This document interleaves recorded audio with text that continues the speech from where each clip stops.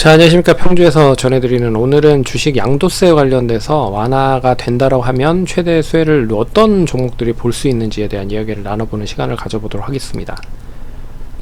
주식 양도세가 완화가 된다라고 하는데, 오늘 주말에 이제 여러가지 뉴스들을 통해서 대통령령으로 지정을 할 수가 있다, 소득세법에 대한 시행령 개정사항으로 발의가 될 수 있다라는 이야기가 나왔습니다.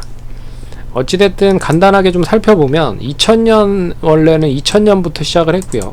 100억 이상 보유하고 있는 주주를 대주주라고 칭했고, 이 대주주라고 칭했었던 이 100억이 2020년에 10억까지 떨어졌습니다.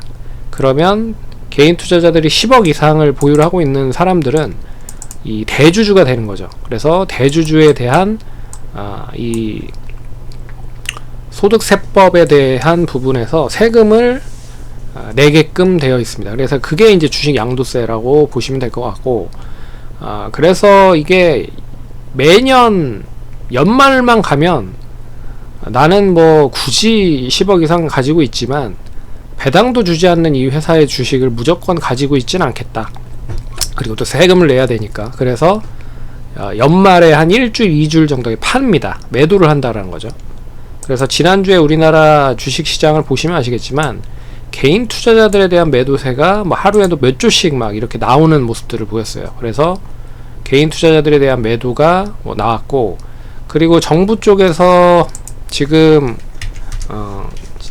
지난번 이제 대통령 선거의 공약 중에 윤 대통령과 그리고 이재명 지금 민주당 대표가 서로 공약을 했었던 거였습니다. 근데 아직까지 공약에 대한 부분이 완벽하게 이제 공약이 이루어지지 않은 부분인 거죠. 그래서 이 부분을 이제 연말이기도 하고, 그리고 좀 어떻게 보면 효율적이지 않잖아요, 법 자체가.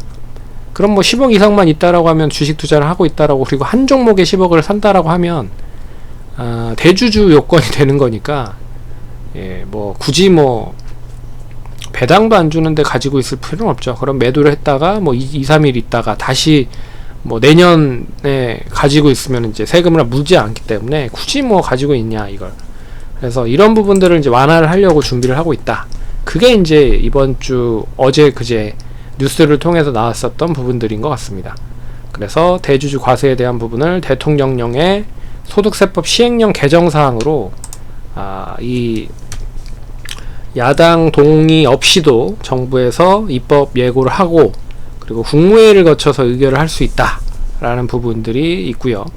올해 국무회의 마지막 날이 26일 날 예정되어 있습니다. 그럼 26일 날 예정이 되면 결국 올해부터 지정이 될 가능성이 높지 않겠느냐. 그러면 이게 지정이 되면 이제 10억에서 50억으로 뛰니까 이 10억 이상 보유하고 있는, 그러니까 50억 이상 보유하고 있는 사람들 아니면 굳이 팔 이유는 없다라는 거죠. 그러면 상당하게 매도 부분이 줄어들면서 주식시장이 좀 좋아지는 흐름들을 보이겠다. 그래서 제가 한번 봤습니다. 6월부터 시작을 해서 개인 투자자들이 매수를 많이 하고 있지만 기관 외국인들이 뭐 매도를 해서 결국에는 주가가 많이 빠진 종목들을 주로 많이 봤죠.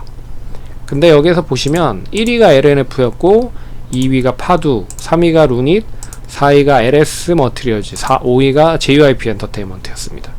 그러니까 개인 투자자들은 계속 사고 있지만, 6개월 동안 계속 사고 있지만 기관이나 외국인 투자자들이 매도를 해서 주가가 못 갔다라는 부분이죠. 그러면 공매도의 제한이 어느 정도 지금 공매도 금지가 되어 있는 상황이잖아요. 그래서 주가도 많이 올라간 종목들이 공매도 제한 금지를 걸려있기 때문에 추가적인 하방 경직은 만들어내는 상황이다. 거기에서 또 이 주식 양도세 완화까지 이어지면 되레 개인들은 팔지 않은 비중이 당연히 이제 많이 사는 사람들이 팔 거 아니에요. 근데 이 주식 완화에 대한 부분들이 양도세 완화가 나오면 이 사람들이 팔지 않고 외국인 기관이 사면 이 올라갈 확률이 더 높다라고 볼 수 있어서, 그나마 이제 시가총액이 되는 쪽 종목이 LNF와 JYP 엔터테인먼트였습니다. 그래서 주가를 좀 보시면 LNF 같은 경우에도 보시면 지금 6개월 동안 계속 빠졌습니다. 6월부터 시작을 해서 6월에 고점이 30만원이었는데 지금 뭐 18만원까지 하락을 했잖아요. 이 14만원까지 하락을 했다가, 그러니까 12만 7천원까지 하락을 했다가 반등 잠깐 했고 다시 좀 지지부진하다가 다시 상승을 했는데 11월에 상승을 했었던 부분은 이제 공매도 금지 관련된 부분이었었던 거잖아요. 이제 그런 부분들이 이제 하방 경직을 만들었고, 여기에 이제 주식 양도세 완화까지 나오면 추가적인 상승, 이제 팔아야 되지 않은 개인 투자자들이 가지고 있고, 기관 외국인들이 조금씩 잡아주면 주가는 반등을 더 할 수 있다라는 부분입니다. 그래서 단기 20만원을 계속 뭐 안착을 시도를 했으나 돌파는 하지 못했죠. 그래서 이번에 만약에 저게 50억 이상 증가가 되면 20만원을 좀 돌파를 하면서 뭐 한 22만원 까지 2, 3만원까지도 상승을 할 수 있지 않을까 보고 있고요. JYP도 마찬가지입니다. JYP도 6개월이면 6월이면은 4만원대 구간에 있었던 가격대예요. 근데 장중에 7월에 14만 6천원까지 6,600원까지 갔다가 계속 빠집니다. 역시 기관 외국인은 계속 좀 털어내는 모습들을 보였지만 개인들이 계속 주구장창 샀다. 근데 역시 공매도 금지로 인해서 9만원대 하방 경직을 만들어 놓은 상황이고, 여기에 개인 투자자들이 매도를 안 한다? 그러면 기관과 외국인이 매수를 한다라고 하면 조금 더 탄력적으로 움직일 가능성이 높다는 거죠. 그래서 뭐 짧게는 10만원, 길게는 11만원 선까지도 움직일 수 있다라고 좀 보고 있습니다. 그래서 개인 투자자들이 많이 매수를 해 놓았는데 주가가 많이 빠진 종목들 위주로 좀 관심을 가질 필요가 있다라고 좀 보고 있고요. 역시 이 시가총액이 크기 때문에 기관이나 외국인들이 동반 매수를 한다라고 하면 더욱더 좋은 흐름들이 나올 수 있을 것이다 라고 보고 있습니다.